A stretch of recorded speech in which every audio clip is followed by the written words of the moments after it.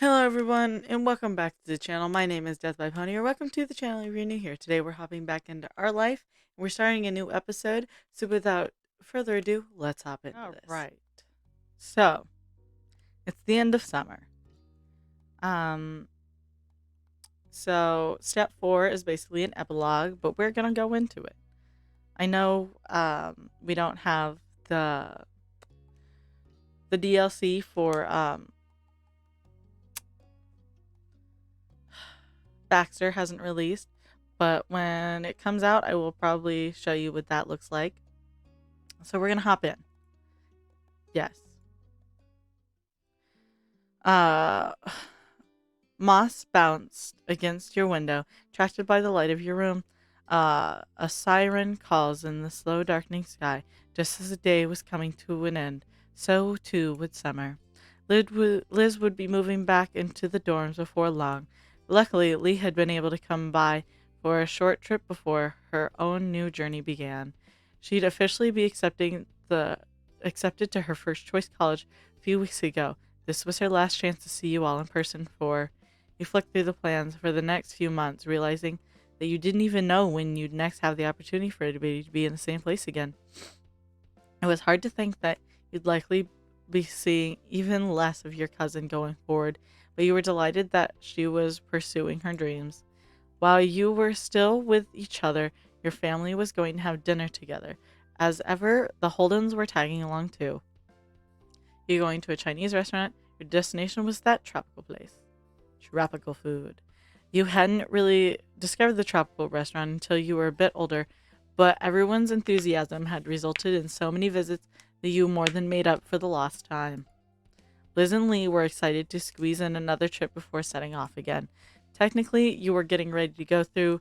Your mind was only half. Technically, you were getting ready to go out, but your mind was only half on the task.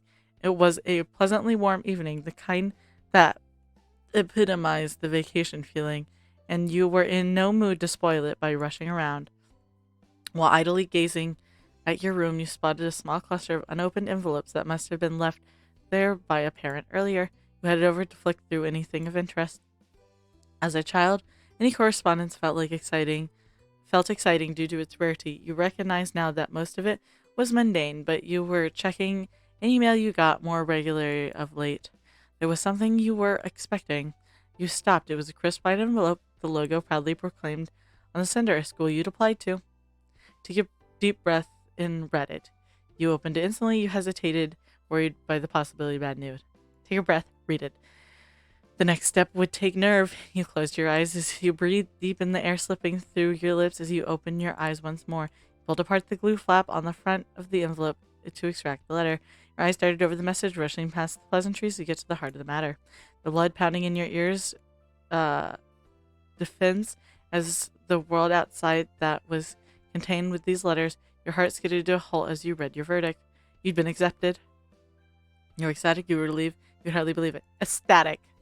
Bouncing on the balls of your feet, you pressed the letter to your chest as your excitement bubbled over. You had to tell your family right away. You'd make an announcement at dinner. You want to keep this news to yourself for now. We have to tell them right now. You tore down the stairs, your feet barely touching the ground as you leapt from one step to the next. I do this now, by the way. When something exciting, I had a math and quiz the other week, and I suck at math.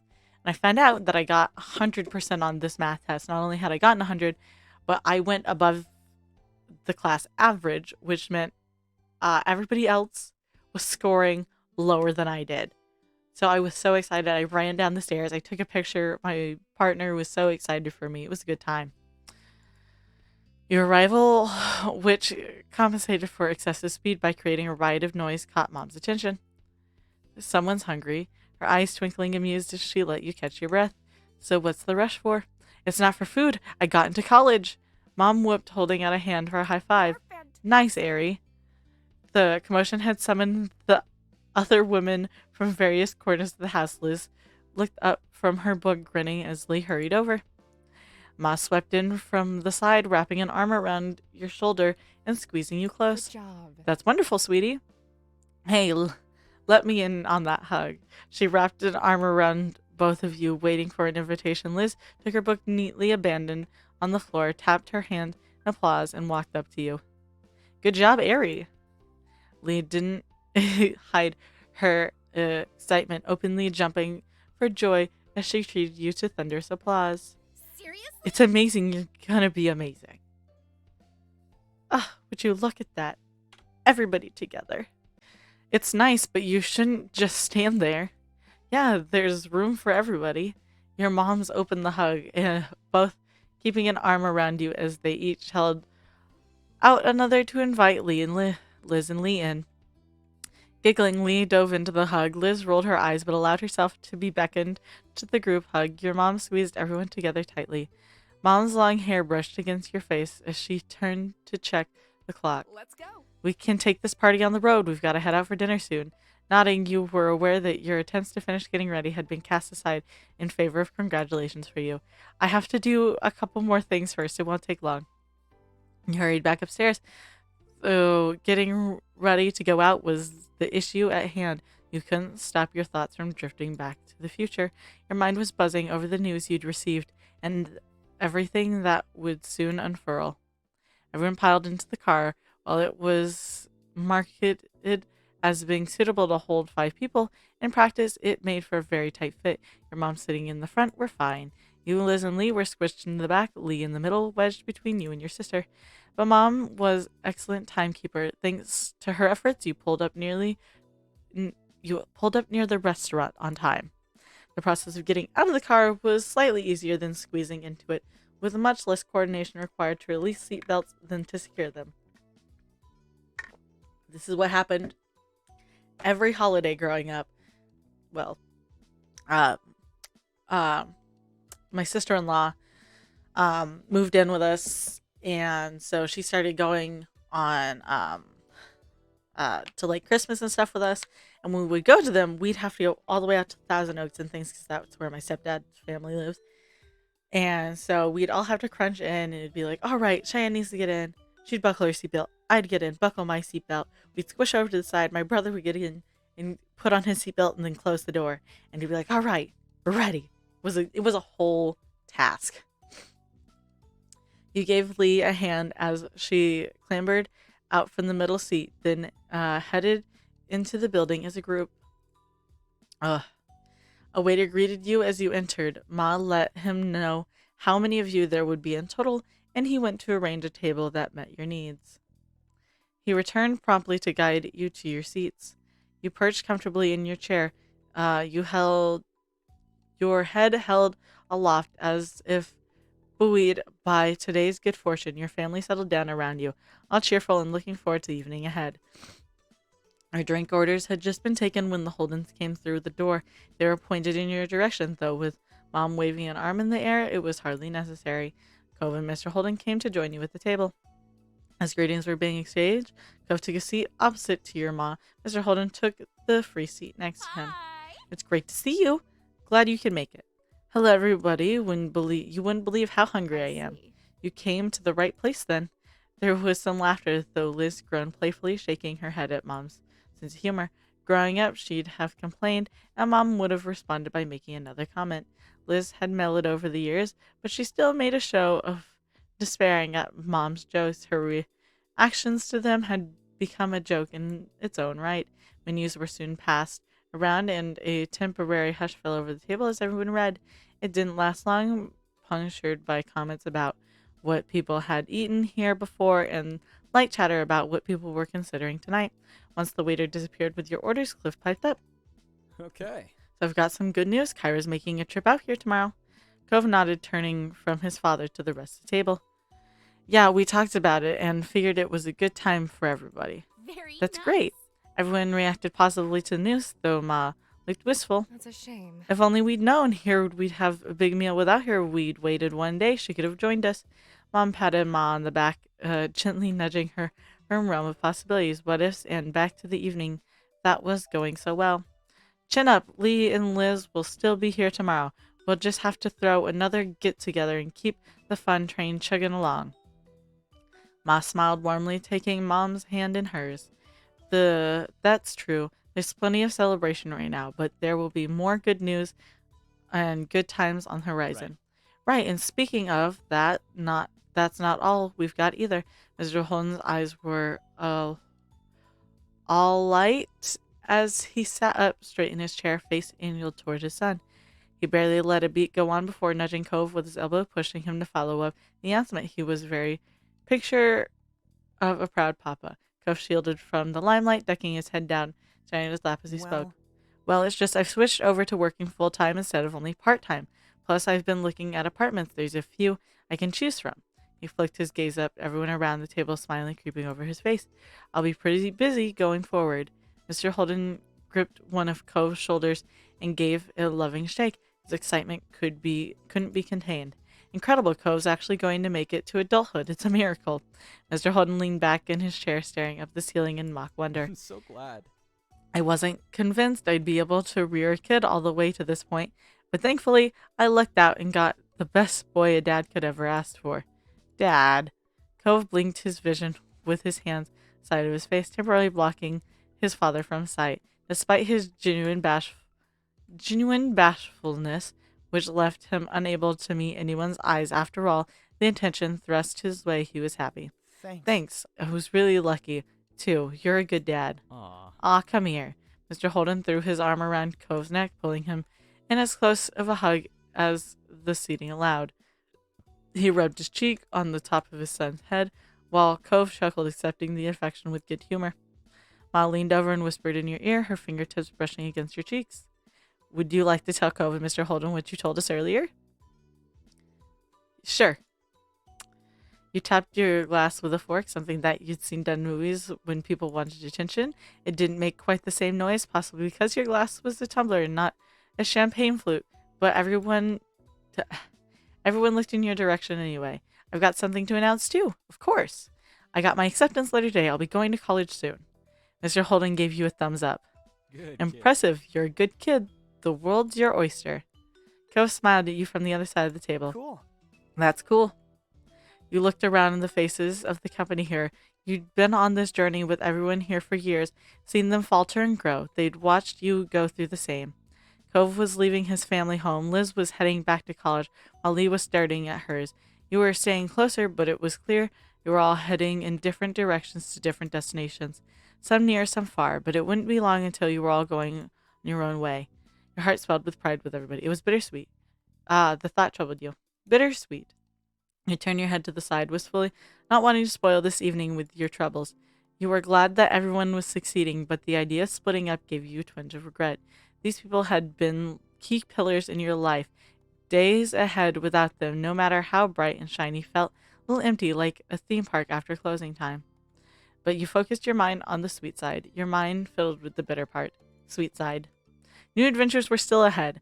You could encourage that optimism. The things relaxed, and you took a sip of your drink. Lee idly tapped the table and got your attention.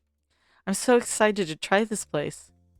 I'm not sure I'd ever really eaten here. It's more Aries' place than mine. Let's hope it's good.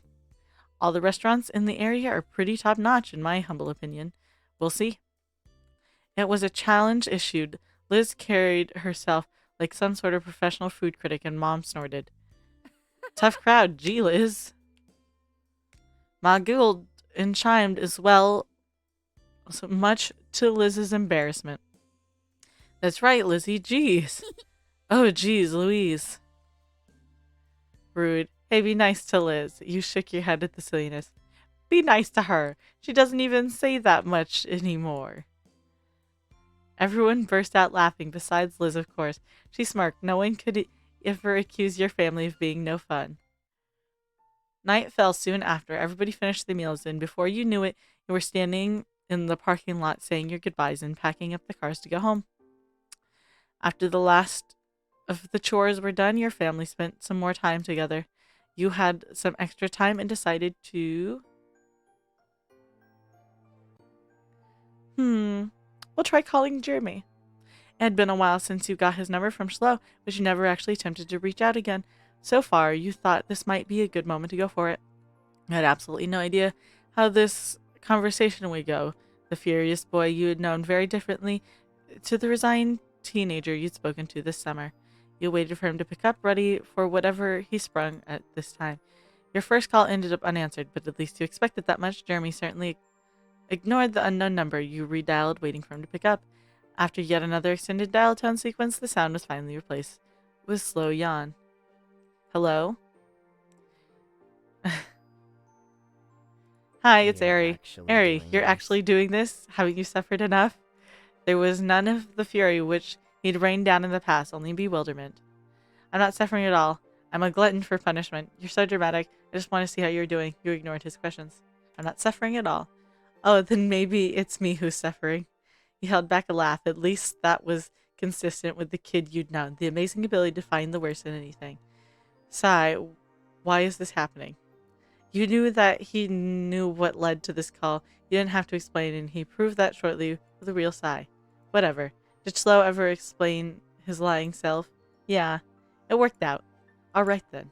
The conversation came to a halt. Join the silence. You asked a question. How's your best friend Fran doing? Is everything okay with you? Were you up to anything interesting before the call started? Been on any dates lately? Let's bully him just a little. Jamie groaned in displeasure, cut through with embarrassment. I don't want to talk about that. All right, cool, Jeremy. You laughed. You sighed. You shook your head. All right. To your surprise, Jeremy piped up with a question for you. Are you that bored, or do you honestly have some kind of interest in me as a person? I'm interested in you. I'm just bored. I wanted to say goodbye. I don't know. Who cares? I'm interested in you. You're an interesting person. Huh. Wow. Then you heard another yawn coming from the line. Well, bye. Thanks for talking to me. Take care. You better stop asking you why I talk to you now. And nothing else to add. Thanks for talking to me. You expected the call to end there. Even had your thumb hovering over the button to finish the call, but Jeremy's voice stopped you. I think it's weird we actually talk to each other yet again. It makes no sense, but it's not worth having a problem with. Bye. With that, he hung up. It had gone better than expected, and there was truth in what he said. Who would have thought that you'd reconnect like this? Life was full of surprises. You didn't have a problem with either. There was still time left in the evening, so we're going to check out Shiloh. You thought of Shiloh both as a central figure in your early childhood and as a person you'd come to know since then, and brought up his number on your phone. He picked up with a few rings. Hi, Ari. His voice was peppery as ever. You wondered if everyone who got called such an excitable greeting. Hey, man. This is so great. It's so great to hear from you. I hope you're doing okay. He raised his voice at the end, turning the statement into a question. So everything's great. I'm okay. Just okay. Pretty tired. Yeah, I wanted to see how you were doing. I've missed you. Oh, really? What do you mean? Yeah, I just want to see how you were doing. Aw. I really appreciate you keeping in touch like this. You must be so busy now. Oh, before I forget, my mom says hi. She's still sad that she wasn't able to see the Payne family herself. Tell her I said hi back. She should come visit sometime. You should both come back. It's no big deal. These things happen. You should both come back. It would be nice to have everyone back where it started. Yeah. You could hear the soft smile in his voice, even if you couldn't see it. It was mostly just happy that I got to have a little reunion with you all, and that went pretty well in the end. He laughed again, firmly closing the lid on that discussion. Yeah. Anyway, your family and Cove are always welcome to come visit us here. That'd be fun. With everything that was going on, it was highly unlikely that you'd be able to accept the invitation. Slow knew that you probably was just being nice and preferred to do so. But as a thought, that'd be amazing. I don't think this is a great idea. We could meet as a group. We could meet that group of yours. No way, we might run into your group mates. Maybe. Sorry, I can't. We could meet that group of yours. You grinned, imagining Hashelo with his posse of unfriendables. Awesome. Let me know if you're ever in the area. His voice was upbeat, almost as if he'd been energized by the idea of your openness to it. Well, I shouldn't take up too much of your time. Thanks for reaching out, though. Bye. Take care. Be good. Just say you've got to go if you're busy. Take care. Slow chuckled briefly. Bye. You hung up, feeling pleasant that you could simply talk to Lo like this. It was sweet to hear a little from his mom, too, even if the message was secondhand. The rest of the night felt like it was going by in a blink of an eye, and somehow the time came to retire to your room to sleep. You pulled your covers up under your chin, settled down for the night, getting warm and cozy. With the sound of the ocean waves crashing a little way away, you relaxed into your pillow and let out a deep breath. It wasn't long before your eyes were going heavy and you drifted off into a peaceful sleep. I hope you enjoyed today's episode, and if you did, remember to hit like. That way I know you're enjoying the content I'm making. And remember to subscribe, that way YouTube brings you back here to see what happens next. Anyway, I won't take up any more of your time. I hope you have a good day, and I'll see y'all next time. Bye-bye.